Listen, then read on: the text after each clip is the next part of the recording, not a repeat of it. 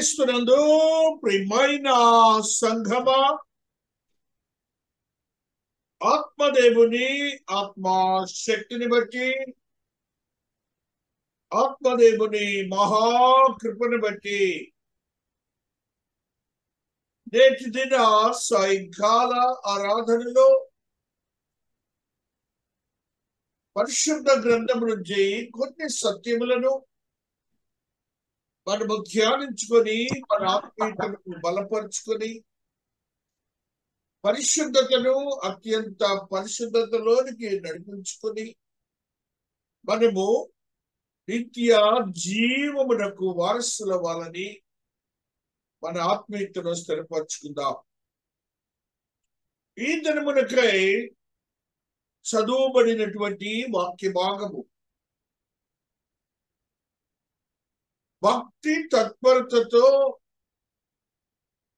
భక్తి జీవితంలో జీవించినటువంటి కుటుంబములలో ఉన్నటువంటి వ్యక్తులకు సంబంధించినటువంటి సంఘటన. ఇంటెన్షన్ అనేది దేవుడికి ప్రాముఖ్యమైన సంగతి గుర్తుంది. ఈ విధంగా ఇగ్నరెన్స్ గురించి చెప్తున్నాడు. ప్రిజంప్షన్ ఆఫ్ సిన్, పాపమును ప్రిజం చేయటం. 2 పేతురు 2:10 పేతురు భక్తుడు వస్తుడై ఈ మాటని మనకు తెలియజేస్తూ ఉన్నారు. 2 పేతురు 2:10 మహాదేవుడు ఈ మాటని మనకు తెలియజేస్తున్నారు. భక్తులను శోధనలోని తప్పించుటకును నీతి పరులను ముఖ్యముగా మలినమైన దురాశ కలిగి శరీరానుసారంగా నడుచుకును ప్రభుత్వమును నిరాకరించుతూ శిక్షలో ఉంచబడిన వారిని తీర్పు దినమునకు కావలిలో ఉంచుటకు ప్రభు సమర్థుడు. ఇక్కడ మీరు వినాలి, ప్రభుత్వమును నిరాకరించుచు. ప్రభుత్వం అంటే మన గవర్నమెంట్ కాదండి, సంఘము యొక్క ప్రభుత్వం, పరిపాలన. దానిని నిరాకరించి శిక్షలో ఉంచబడిన వారిని తీర్పు దినం వరకు కావలిలో ఉంచుటకును ప్రభు సమర్థుడు. వీరు తెగువగల వారును స్వేచ్ఛాపరులైన మహాత్ములను దూషింప వెరకై ఉన్నారు. దేవదూతలు వారి కంటే మరి అధికమైన బలమును శక్తి గలవారైన ప్రభు ఎదుట వారిని దూషించి వారి మీద నేరము మోప వెరతురు. నీకెందుకు ఒకటి గురించి? అవన్నీ మనకు వద్దండి. ఆయన ప్రభుత్వానికి అనగా, ఆయన పరిపాలనకు అనగా, ఆయన వాక్యానికి, ఆయన యొక్క ఆధారపూరితమైన మందిరానికి విరోధముగా ఉండొద్దండి. అన్ని ఆయనవే. నువ్వు ఏది చేసినా కూడా నీ సొంత జ్ఞానంతో ఇవాళ వాక్యమే చెప్తుంది, పాపం అంటగట్టబడుతుంది. మహాదేవుడు మరి యొక్క సత్యాన్ని మనకు తెలియచేస్తున్నారు. హెబ్రీయులకు రాసిన పత్రిక 10వ అధ్యాయము 26వ వచనములో ఈ సత్యము లిఖించబడి ఉన్నది. 10:26లో మహాదేవుడు మాట్లాడుతున్న ఈ మాటని ఈ రీతిగా చదువుకుంటూ వస్తున్నా. అట్లయినా జగత్తు పునాది వేయబడినది మొదలుకొని ఆయన అనేక పర్యాయములు శ్రమపడవలసి వచ్చినైతే ఆయన యుగముల సమాప్తి తను తానే బలిగా అర్పించుకోవటం వలన పాప నివారణ చేసి ఒక్కసారి ప్రత్యక్షపరచబడింది. ఇది గమనించండి, మన పాప నివారణకి నీ దేవుడు మరణించాడని క్షమించమని అడగండి. మనకి ఇంత ముందు వరకు ఏదో ఆ తప్పులే అదే పాపం అనుకుంటాం, కానీ ఆయన మందిరానికి ఏ విధంగా ఉన్నాం, ఆయన వాక్యానికి ఏ విధంగా ఉన్నాం, మన సొంత జ్ఞానాన్ని ఏమైనా ఉపయోగిస్తున్నాం అంటున్నాడు ఆయన. అందుకే అక్కడే రాస్తున్నాడు చూడండి, మనుషులు ఒక్కసారి మృతి పొందవలని నియమింపబడెను, ఆ తరువాత తీర్పు జరుగును. అలాగనే క్రీస్తు కూడా అనేకుల పాపములను భరించడం ఒక్కసారి అర్పించబడి తన కొరకు కనిపెట్టుకొని వారికి రక్షణ నిమిత్తం పాపము లేకుండా రెండవసారి ప్రత్యక్షమగును. మనలాంటి వాళ్ళ కోసం మరలా ఆయన రెండోసారి ప్రత్యక్షమవుతారట. పశ్చాత్తాపంతో ఆ మహాదేవుని ప్రార్థించి అర్థించి పొందుకుందాం. ఆయన నిన్ను ఆశీర్వదించడానికి సిద్ధంగా ఉన్నాడు. మనకు తెలియని సత్యాలను పరిశుద్ధాత్మ దేవుడు తెలియజేస్తున్నాడు. ఆ రీతిగా గ్రంథంలో 8 ways to get rid of sin. ఆ యొక్క పాపమును ఒప్పుకొని ఆ పాపం నుంచి విడుదల కావడానికి 8 రకాలుగా ఆయన మాట్లాడిన మాటల్ని ఒకసారి మళ్ళీ చదువుతాను. నేను టర్న్ అగైన్ టు గాడ్, దేవుని చెంతకు మరలా తిరిగి రండి. Confess the name of God. ఆయన నామాన్ని ఒప్పుకోనండి. Make supplication of the sin. నేను ఒప్పుకొని అది నేను చేయనని చెప్పండి. Turn off sin. పాపం నుంచి బయటికి రండి. Fear of God. దేవుని యందు భయభక్తులు కలిగి ఉండండి. Repent and make supplication. ఆ యొక్క పశ్చాత్తాపం చెంది మళ్ళా తిరిగి రాకుండా మా ప్రాయశ్చిత్తంతో జీవించండి. Acknowledge sin committed. ఏ పాపం అయితే చేశావో దాన్ని అక్షరాల దేవునికి తెలియచేయి. అర్థమవుతుంది కదా? సిగ్గుపడద్దు ఆయన ముందు చెప్పడానికి. లోకముందు చెప్పబోచ్చామో నీ ప్రార్థనలో తెలియచేయి. నీ హృదయం తెలియజేస్తుంది.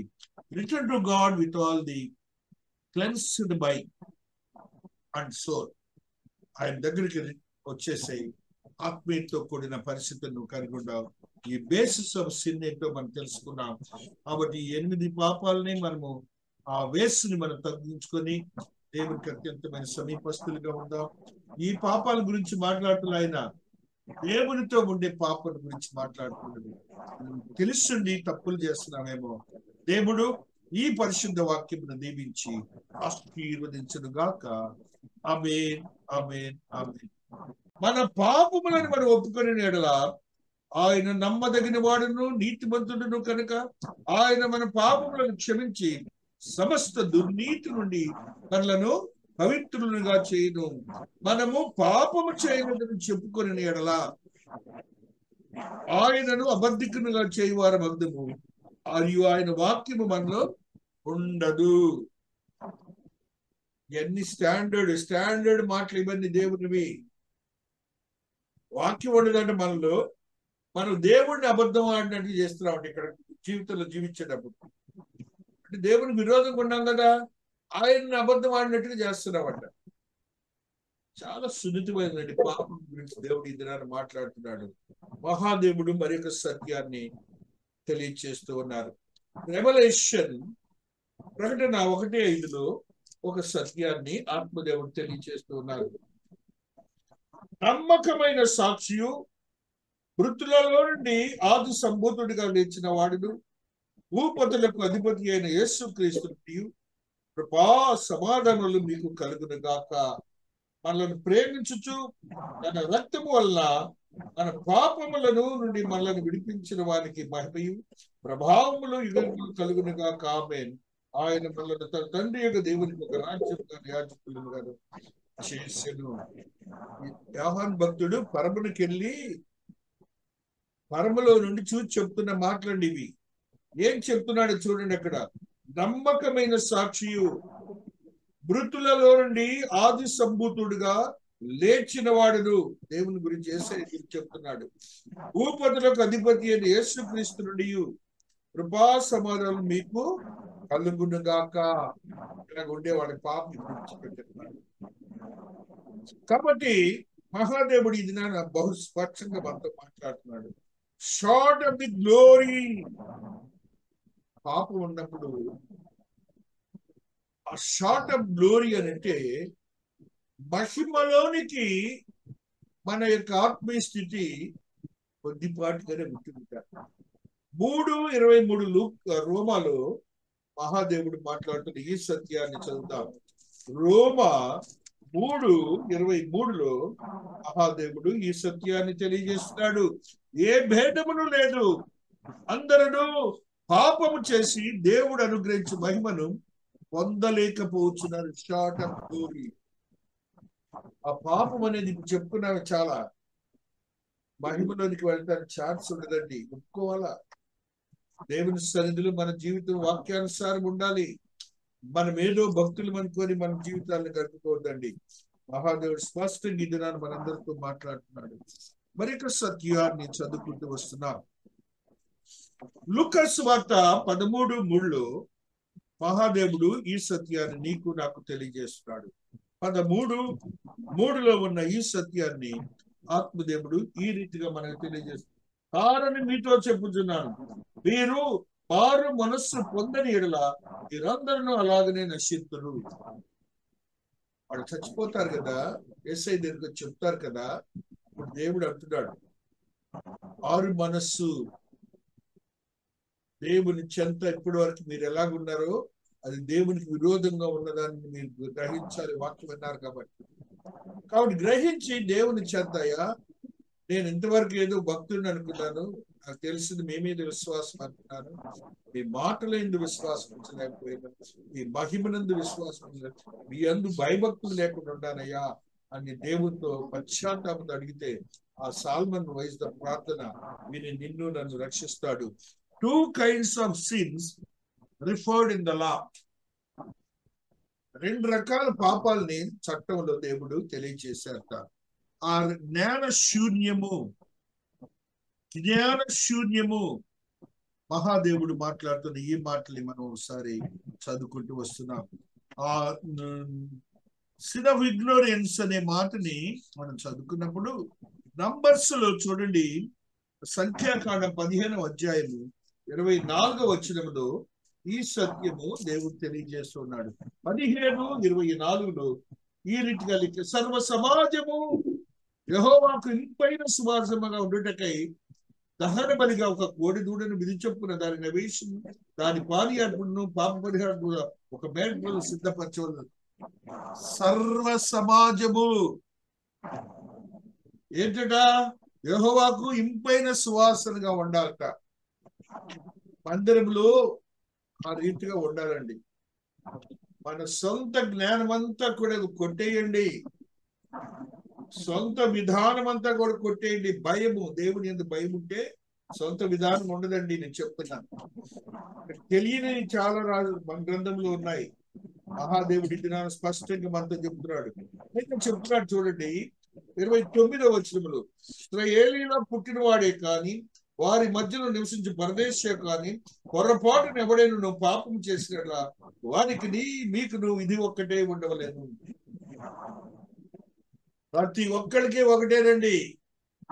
కాపరు కాదు, లేకపోతే విశ్వాసి కాదు, అన్యుడు కాదు, కొన్ని తరాల నుంచి క్రైస్తవుడు కాదు, అందరికి ఒకటే విధి. నేనేదో అనుకోని మనం అనుకుంటున్నామేమో కానీ మనతో మాట్లాడుతూ వస్తున్నారు. మరి సత్యాన్ని మనం చదువుకుంటూ వస్తున్నాం. డ్యూటెరానమీ 19:4 ద్వితీయోపదేశకాండము 19వ అధ్యాయం 4వ వచనంలో మహాదేవుడు ఈ మాటని మనకు తెలియజేస్తూ ఉన్నారు. 19 chapter 4th verse.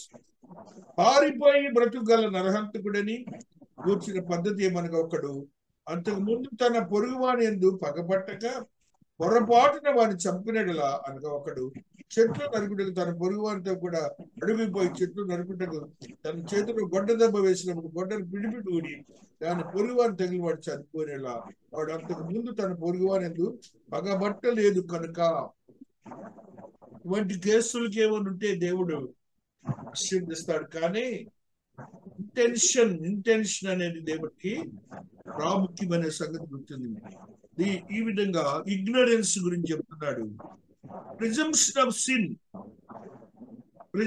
Of sin, పాపమును ప్రిజం చేయటం. 2 పేతురు 2:10లో పేతురు భక్తుడు వస్తుడై ఈ మాటని మనకు తెలియజేస్తూ ఉన్నారు. 2 పేతురు 2:10లో మహాదేవుడు ఈ మాటని మనకు తెలియజేస్తున్నారు. భక్తులను శోధనలోని తప్పించుటకును నీతి పరులను ముఖ్యముగా మలినమైన దురాశ కలిగి శరీరానుసారంగా నడుచుకును ప్రభుత్వమును నిరాకరించుతూ శిక్షలో ఉంచబడిన వారిని తీర్పు దినములకు కావల్లో ఉంచుటకు ప్రభు సమర్థుడు. ఇక్కడ మీరు వినాలి, ప్రభుత్వమును నిరాకరించుచు. ప్రభుత్వం అంటే మన గవర్నమెంట్ కాదండి, సంఘము యొక్క ప్రభుత్వం పరిపాలన. దానిని నిరాకరించి శిక్షలో ఉంచబడిన వారిని తీర్పు దినం వరకు కావలిలో ఉంచుటకును ప్రభు సమర్థుడు. వీరు తెగువగల వారును స్వేచ్ఛాపరులైన మహాత్ములను దూషింప వెనకై ఉన్నారు. దేవదూతలు వారి కంటే మరి అధికమైన బలమును శక్తి గలవారైన ప్రభు ఎదుట వారిని దూషించి వారి మీద నేరము మోప వెరతురు. నీకెందుకు ఒకటి గురించి? అవన్నీ మనకు వద్దండి. ఆయన ప్రభుత్వానికి అనగా, ఆయన పరిపాలనకు అనగా, ఆయన వాక్యానికి, ఆయన యొక్క ఆధారపూరితమైన మందిరానికి మనం విరోధముగా ఉండొద్దండి. అన్ని ఆయనవే. నువ్వు ఏం చేసినా కూడా నీ సొంత జ్ఞానంతో ఇవాళ వాక్యం చెప్తుంది, పాపం అంటగట్టబడుతుంది. మహాదేవుడు మరి యొక్క సత్యాన్ని మనకు తెలియచేస్తున్నారు. హెబ్రీయులకు రాసిన పత్రిక 10వ అధ్యాయము 26వ వచనములో ఈ సత్యము లిఖించబడి ఉన్నది. 10:26లో మహాదేవుడు మాట్లాడుతున్న ఈ మాటని ఈ రీతిగా చదువుకుంటూ వస్తున్నా. అట్లయినా అలా జగత్తు పునాది వేయబడినది మొదలుకొని ఆయన అనేక పర్యాయములు శ్రమపడవలసి వచ్చినైతే ఆయన యుగముల సమాప్తి తను తానే బలిగా అర్పించుకోవటం వలన పాప నివారణ చేతి ఒక్కసారి ప్రత్యక్షపరచబడింది. ఇది గమనించండి, మన పాప నివారణకి నీ దేవుడు మరణించాడని క్షమించమని అడగండి. మనకి ఇంత ముందు వరకు ఏదో ఆ తప్పులే అదే పాపం అనుకుంటాం, కానీ ఆయన మందిరానికి ఏ విధంగా ఉన్నాం, ఆయన వాక్యానికి ఏ విధంగా ఉన్నాం, మన స్వంత జ్ఞానాన్ని ఏమైనా ఉపయోగిస్తున్నాం అంటున్నాడు ఆయన. అందుకే అక్కడే రాస్తున్నాడు చూడండి, మనుషులు ఒక్కసారి మృతి పొందవలని నియమింపబడెను, ఆ తరువాత తీర్పు జరుగును. అలాగనే క్రీస్తు కూడా అనేకుల పాపములను భరించడం ఒక్కసారి అర్పించబడి తన కొరకు కనిపెట్టుకొని వారికి రక్షణ నిమిత్తం పాపము లేకుండా రెండవసారి ప్రత్యక్షమగును. మనలాంటి వాళ్ళ కోసం మరలా ఆయన రెండోసారి ప్రత్యక్షమవుతారట. పశ్చాత్తాపంతో ఆ మహాదేవుని ప్రార్థించి అర్థించి పొందుకుందాం. ఆయన నిన్ను ఆశీర్వదించడానికి సిద్ధంగా ఉన్నాడు. మనకు తెలియని సత్యాలను పరిశుద్ధాత్మ దేవుడు తెలియజేస్తున్నాడు. ఆ రీతిగా గ్రంథంలో 8 ways to get rid of sin. ఆ యొక్క పాపమును ఒప్పుకొని ఆ పాపం నుంచి విడుదల కావడానికి 8 రకాలుగా ఆయన మాట్లాడిన మాటల్ని ఒకసారి మళ్ళీ చదువుతాను. నేను టర్న్ అగైన్ టు గాడ్, దేవుని చెంతకు మరలా తిరిగి రండి. Confess the name of God, ఆయన నామాన్ని ఒప్పుకోనండి. Make supplication of the sin, నేను ఒప్పుకొని అది నేను చేయనని చెప్పండి.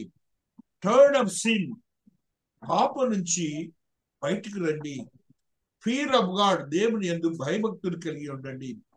రిపెంట్ అండ్ మేక్ సప్లికేషన్, ఆ యొక్క పశ్చాత్తాపం చెంది మళ్ళా తిరిగి రాకుండా మా ప్రాయశ్చిత్తంతో జీవించండి.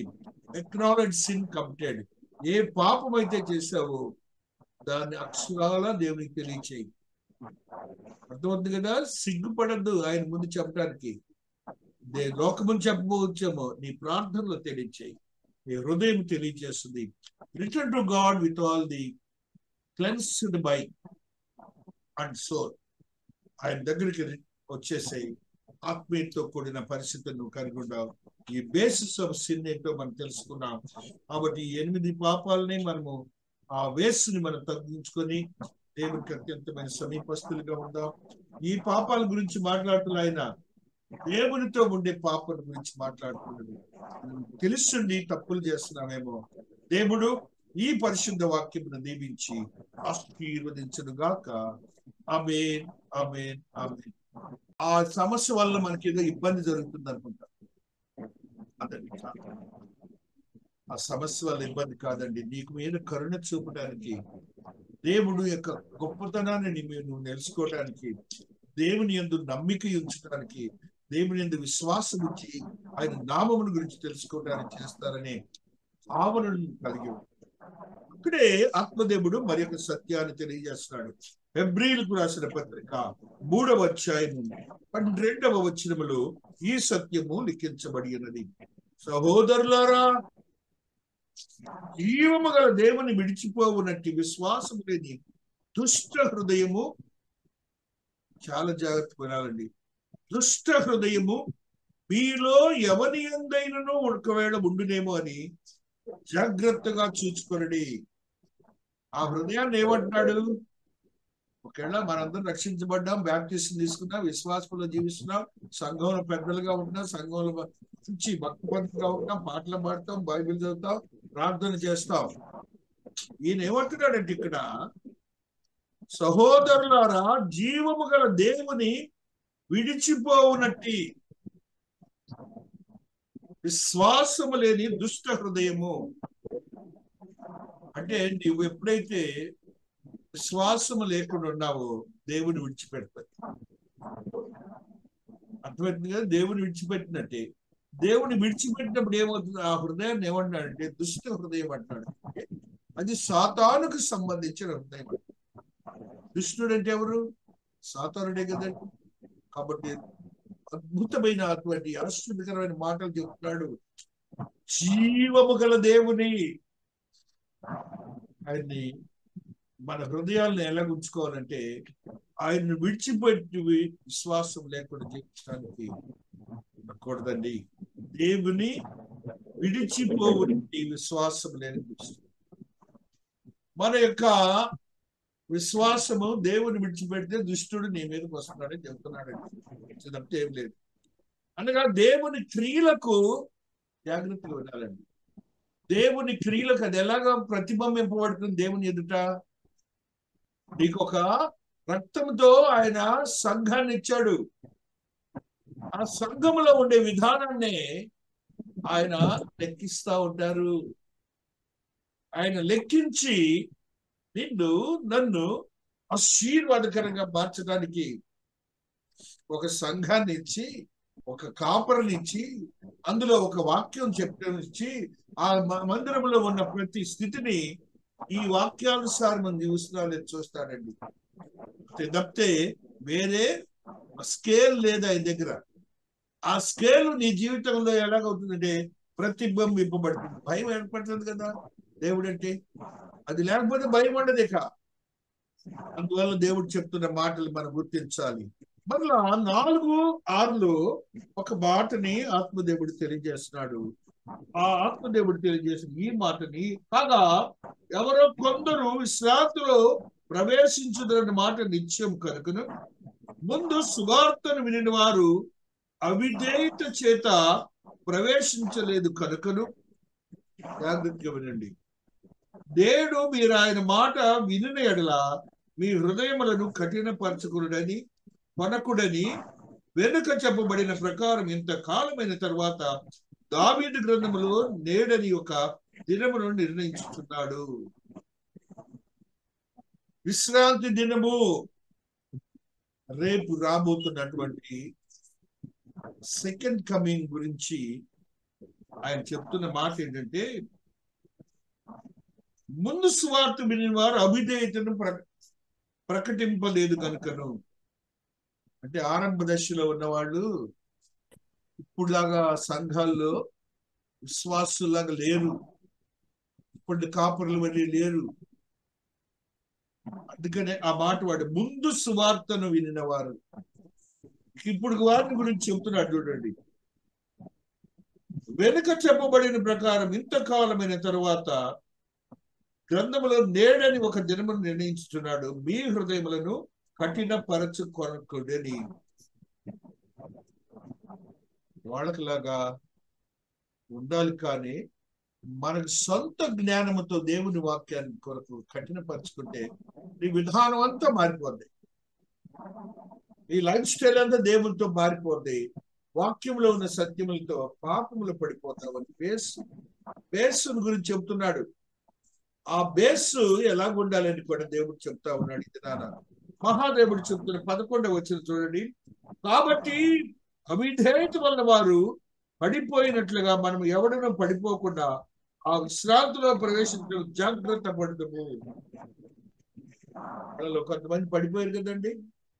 అలాగే మనం కూడా అవిధేయతకి వెళ్ళొద్దు. వాళ్ళు విశ్రాంతిలోకి వెళ్ళకపోయారు, మనము కూడా అలాగ వెళ్తామేమో. జాగ్రత్తగా ఉందాం. జాగ్రత్త అనే తెలుగు మాట మాట్లాడుతున్నాడు. కాబట్టి జాగ్రత్త ఉన్నప్పుడు మనం ఎలాగుంటామండి? భద్రతలు తీసుకుంటాం. అన్ని భద్రతలు తీసుకుంటాం. మన శరీర బలహీనతను బట్టి ఏది ఉందో అది చేస్తాం. అలాగనే నీ రక్షణ కొరకు, నీ విశ్రాంతి కొరకు నీవు కూడా చాలా సున్నితంగా ఆలోచించి వాక్యానుసారము దేవునికి విరోధమైన అవిధేయత ఉందేమో నేను చూసుకుంటావు మన జీవితాన్ని, విశ్వాస జీవితాన్ని కొనసాగించాలని ఆత్మదేవుడు తెలియజేస్తున్నాడు. చూడు, యూదా 5లో ఒక మాట చదువుదాం.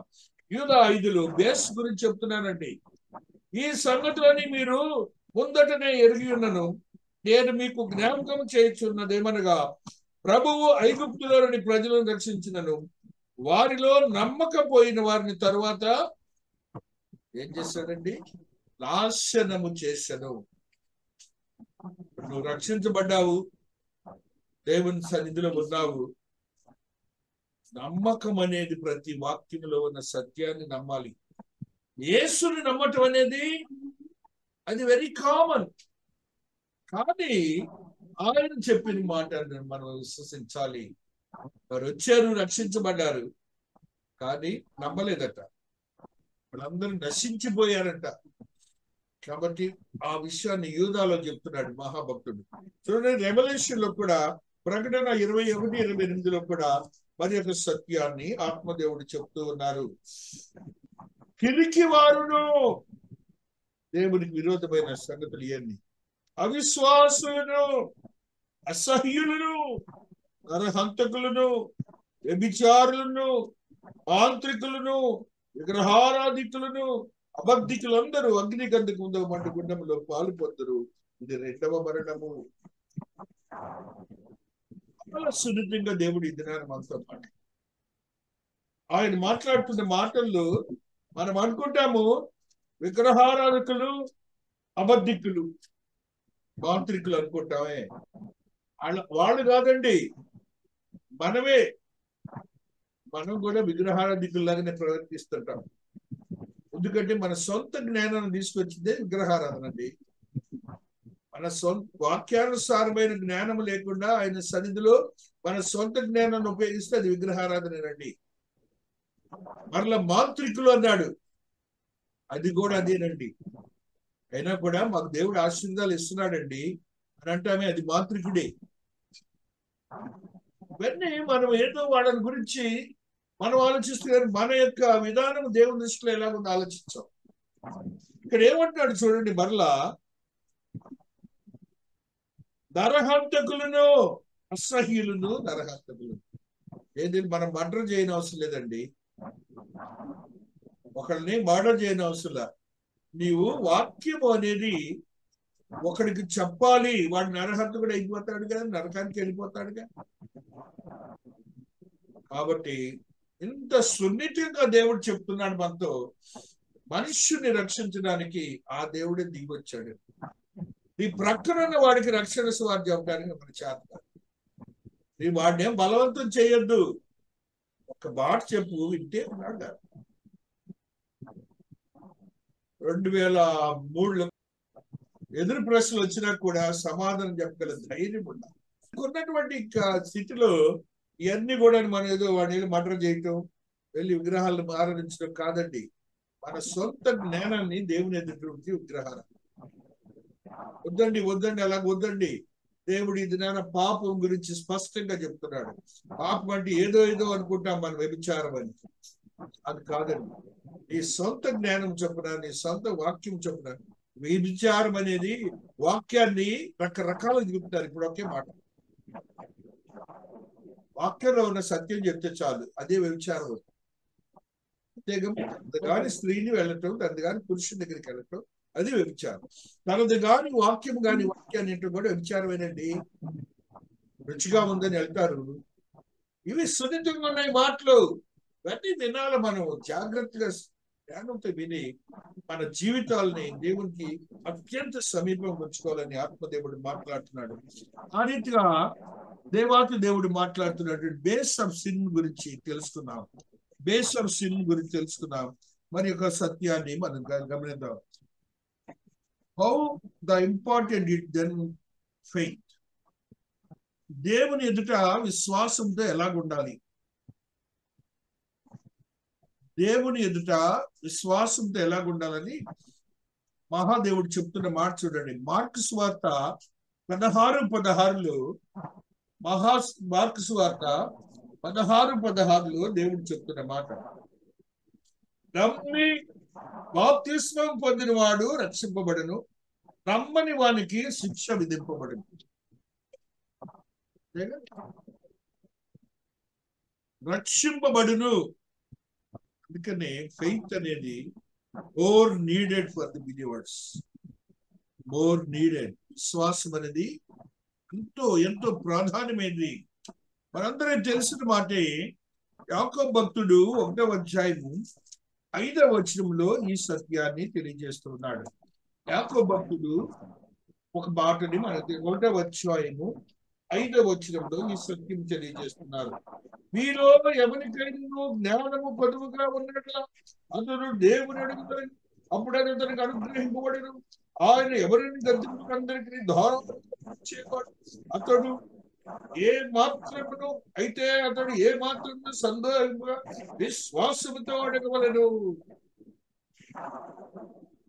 సందేహింపక దేవునితో, దేవుని యొక్క ఆజ్ఞలతో, దేవుని యొక్క భక్తితో, దేవుని యొక్క విధానంలో సందేహాలు అనేవి వద్దండి. వాడిని ఏమంటున్నాడు చూడండి. ఆయన సందేహించువాడు గాలి చేత రేపబడి ఎగిరిపడి సముద్ర తరంగములను పోనీయుడును. ఊరిని ఎగిరిపోతా ఉంటాడంట. ఆ తరంగాలు ఏముంది? ఎగురుతాయి కానీ ఏముండవు. కాబట్టి ఇలాంటి వాక్యములో కానీ, భక్తిలో కానీ, విశ్వాసములో కానీ మీ జీవితాల్లో ఒకవేళ అలాంటి భావోద్రేకాలు తగ్గించండి, వద్దండి. పాపం అంటున్నాడు దేవుడు. ఆ పరిస్థితుల్లోనికి మనం వెళ్ళకూడదని దేవుడు మనతో మాట్లాడుతూ వస్తున్నాడు. సిన్ గురించి మనం కొన్ని సత్యాలు తెలుసుకున్నాము. మరి యొక్క sin can be forgiven, cleansed, cleared, confession, faith in the blood of Christ. పాపము దేవాతి దేవుడు ఏం చేస్తారంటే ఫర్గివెన్, క్షమిస్తాట, పాపాన్ని క్షమిస్తాట. అది జాగ్రత్త పెట్టుకోవాలి మనం. నెక్స్ట్, క్లెన్స్డ్, నీ హృదయాన్ని శుభ్రపరుస్తాట. ఫర్సెకెన్, దానిని లెక్కలో తీసుకోడట. Confession, faith in the blood of Christ. ఎప్పుడు ఆయన రక్తములో కన్ఫెషన్, ఒప్పుదల ఉండాలి. కన్ఫెస్ అవ్వాలి. దేంట్లో అవ్వాలి? క్రీస్తు వారు నీ కొరకు మరణించి తన రక్తమును చిందించారని నువ్వు కన్ఫెస్ అయినప్పుడే అది నీకు జరుగుతుందని ఆత్మదేవుడు చెప్తున్నాడు. చూడండి, 1 యోహాను 1:7 ఒక సత్యాన్ని చదువుదాం. 1 యోహాను 1:7 ఈ సత్యము లిఖించబడినది. అయితే ఆయన వెలుగులో ఉన్న ప్రకారం మనమును వెలుగులో నడిచిన ఎడల మనము అన్యోన్య సహవాసము కలవారమై ఉండుము. అప్పుడు ఆయన కుమారుడైన యేసు రక్తము ప్రతి పాపము నుండి మనలను పవిత్రులుగా చేయను. అందుకు ఆయన రక్తములో విశ్వాసం ఉంచాలి. అన్య జనాంగమైనటువంటి మనము, క్రొత్త నిబంధన భక్తులైనటువంటి మనము ఆయన రక్తమును మరచిపోవద్దు. అసలు కొన్ని సంఘాలు దాని గురించి ఏళ్ళనగలను చులకనగా చెప్తున్నారట. సిలువ ధ్యానాలు కూడా చేయరండి. సిలువ ధ్యానాలు, రక్తము గురించి మాట్లాడరండి. ఇవన్నీ కూడాను గ్రంథంలో ఉన్న సత్యాలు మనం తెలుసుకోవాలి. చూడండి, మరలా ఆయన ఒకటే మాటను మాట్లాడుతున్నాడు. అక్కడే 9వ వచనం, మన పాపములను మనం ఒప్పుకొని ఎడల ఆయన నమ్మదగిన వాడును నీతిమంతుడును కనుక ఆయన మన పాపములను క్షమించి సమస్త దుర్నీతి నుండి మనలను పవిత్రులుగా చేయను. మనము పాపము చేయలేదని చెప్పుకొని ఎడల ఆయనను అబద్ధికునిగా చేయవారం అర్థము, మరియు ఆయన వాక్యము మనలో ఉండదు. ఎన్ని స్టాండర్డ్ మాటలు ఇవన్నీ దేవునివి. వాక్యం ఉండదంటే మనలో మనం దేవుడిని అబద్ధం ఆడినట్టు చేస్తున్నామంటే ఇక్కడ జీవితంలో జీవించేటప్పుడు. అంటే దేవునికి విరోధంగా ఉన్నాం కదా, ఆయన్ని అబద్ధం ఆడినట్టుగా చేస్తున్నామంట. చాలా సున్నితమైనటువంటి పాపం గురించి దేవుడు ఈ దినాన్ని మాట్లాడుతున్నాడు. మహాదేవుడు మరి యొక్క సత్యాన్ని తెలియచేస్తూ ఉన్నారు. రెవల్యూషన్ ప్రకటన 1:5 ఒక సత్యాన్ని ఆత్మదేవుడు తెలియచేస్తూ ఉన్నారు. నమ్మకమైన సాక్షియు, మృతులలో నుండి ఆది సంభూతుడిగా లేచిన వాడును, భూపతులకు అధిపతి అయిన యేసు క్రీస్తు కృపా సమాధానములు మీకు కలుగును గాక. మనల్ని ప్రేమించుచు తన రక్తము వల్ల మన పాపములను నుండి మనల్ని విడిపించిన వారికి మహిమయు ప్రభావములు యుగములు కలుగును గాక. ఆమేన్. ఆయన మనల్ని తన తండ్రి యొక్క దేవునికి ఒక రాజ్యముగా యాజకులుగా చేసెను. యోహాను భక్తుడు పరమునికి వెళ్ళి పరములో నుండి చూసి చెప్తున్న మాటలండి ఇవి. ఏం చెప్తున్నాడో చూడండి. అక్కడ నమ్మకమైన సాక్షియు, మృతులలో నుండి ఆది సంభూతుడుగా లేచిన వాడును. దేవుని గురించి చెప్తున్నాడు. భూపతులకు అధిపతి అయిన యేసుక్రీస్తు నుండి కృపా సమాధానం మీకు కలుగునుగాక. ఇలా ఉండేవాడి పాపం విడిచిపెట్టున్నాడు. కాబట్టి మహాదేవుడు ఇది నా బహు స్పష్టంగా మనతో మాట్లాడుతున్నాడు. Short of the glory. పాపం ఉన్నప్పుడు ఆ షార్ట్ ఆఫ్ గ్లోరీ అని అంటే మహిమలోనికి మన యొక్క ఆత్మీయ స్థితి కొద్దిపాటిగానే గుర్తుంటారు. 3:23 రోమాలో మహాదేవుడు మాట్లాడుతున్న ఈ సత్యాన్ని చదువుతాం. రోమా 3:23 మహాదేవుడు ఈ సత్యాన్ని తెలియజేస్తున్నాడు. ఏ భేదమును లేదు, అందరూ పాపము చేసి దేవుడు అనుగ్రహించు మహిమను పొందలేకపోతున్నారు. Short of glory. ఆ పాపం అనేది చెప్పుకున్నాము చాలా. మహిమలోనికి వెళ్ళడానికి ఛాన్స్ ఉండదండి. ఒప్పుకోవాలా. దేవుని సన్నిధిలో మన జీవితం వాక్యానుసారం ఉండాలి. మనం ఏదో భక్తులు అనుకొని మన జీవితాలను గడుపుకోవద్దండి. మహాదేవుడు స్పష్టంగా ఇది నాన్న మనందరితో మాట్లాడుతున్నాడు. మరొక సత్యాన్ని చదువుకుంటూ వస్తున్నాం. లూకా సువార్త 13:3 మహాదేవుడు ఈ సత్యాన్ని నీకు నాకు తెలియజేస్తున్నాడు. 13:3 ఉన్న ఈ సత్యాన్ని ఆత్మదేవుడు ఈ రీతిగా మనకు తెలియజేస్తున్నాడు. కారణం మీతో చెప్పుచున్నాను, మీరు మారు మనస్సు పొందని ఎడల మీరందరూ అలాగనే నశింతురు. వాడు చచ్చిపోతారు కదా, యేసయ్య దగ్గరికి చెప్తారు కదా. ఇప్పుడు దేవుడు అంటున్నాడు, మారు మనస్సు. దేవుని చెంత ఇప్పటి వరకు మీరు ఎలాగున్నారో అది దేవునికి విరోధంగా ఉన్నదాన్ని మీరు గ్రహించాలి. వాక్యం విన్నారు కాబట్టి గ్రహించి దేవుని చెంతయ్యా, నేను ఇంతవరకు ఏదో భక్తుడిని అనుకున్నాను, నాకు తెలిసింది మీ మీద విశ్వాసం అనుకున్నాను, మీ మాటలు ఎందు విశ్వాసం ఉంచలేకపోయినా, మీ మహిమనందు విశ్వాసం, మీ అందు భయభక్తులు లేకుండా ఉన్నానయ్యా అని దేవునితో పశ్చాత్తాపంతో అడిగితే ఆ సాల్మన్ వైస్ ద ప్రార్థన విని నిన్ను నన్ను రక్షిస్తాడు. 2 kinds of sins referred in the law.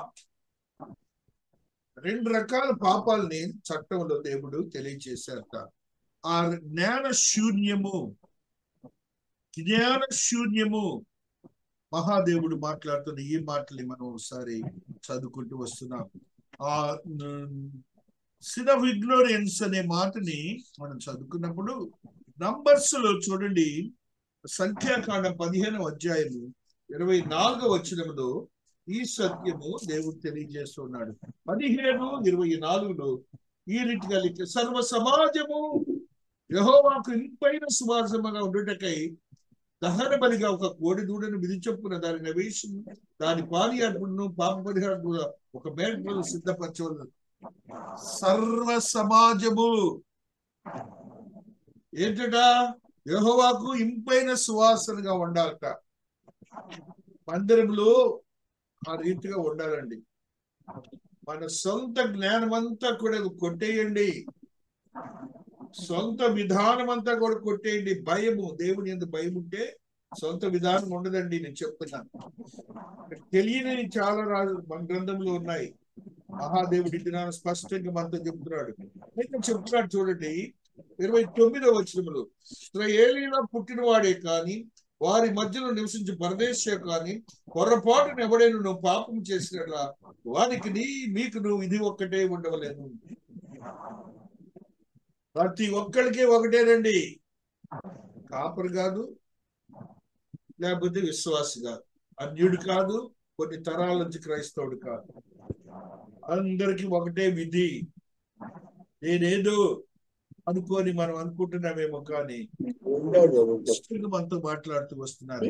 మరి సత్యాన్ని మనం చదువుకుంటూ వస్తున్నాం. డ్యూటెరానమీ 19:4 ద్వితీయోపదేశకాండము 19వ అధ్యాయం 4వ వచనములో మహాదేవుడు ఈ మాటని మనకు తెలియజేస్తూ ఉన్నారు.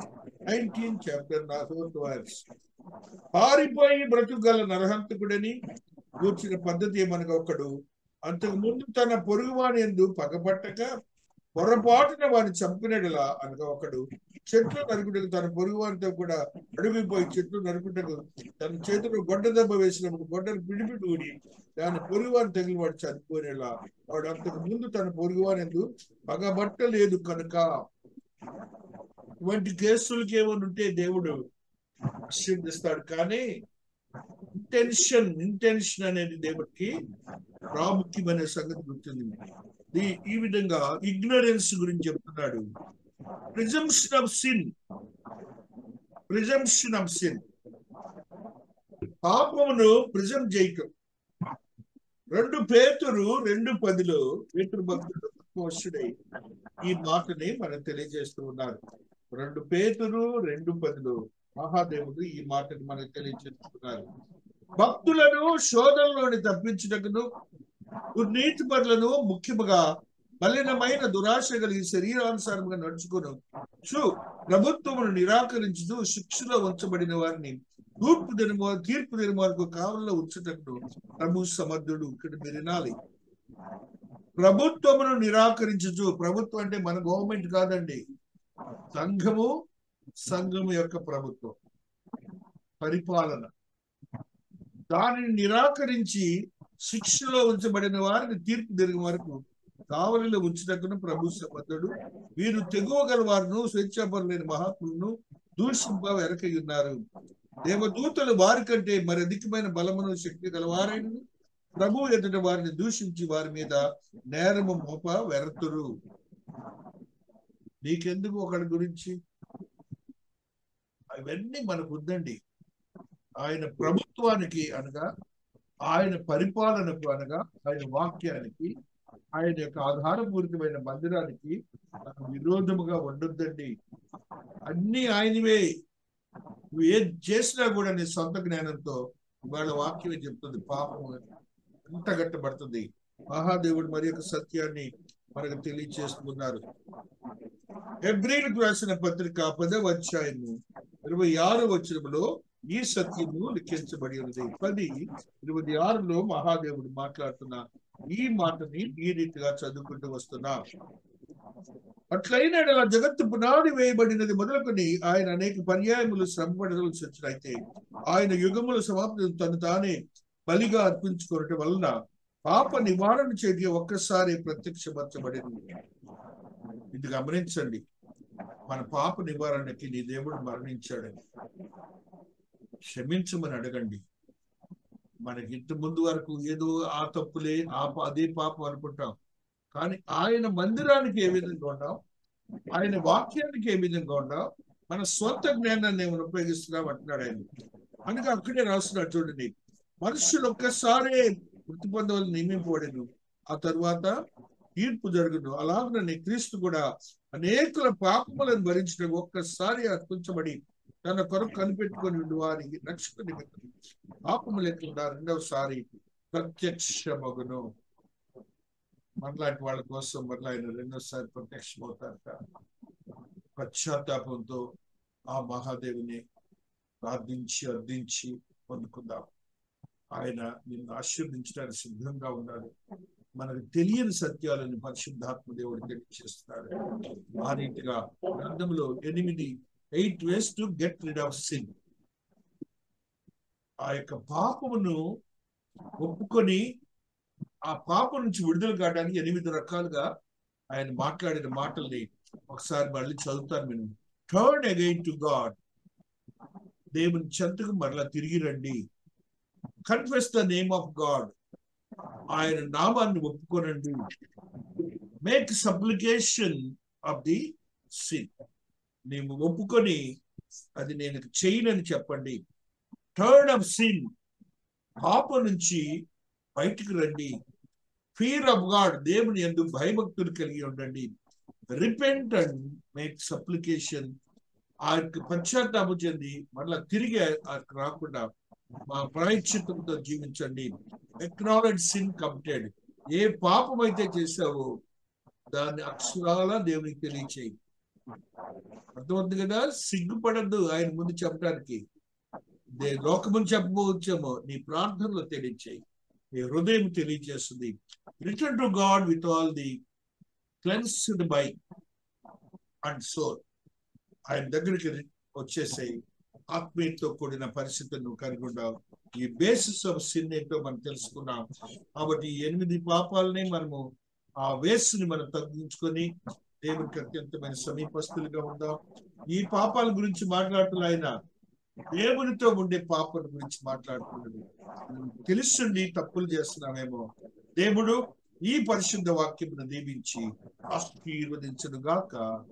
ఆమేన్, ఆమేన్, ఆమేన్. कोनियाड तरमे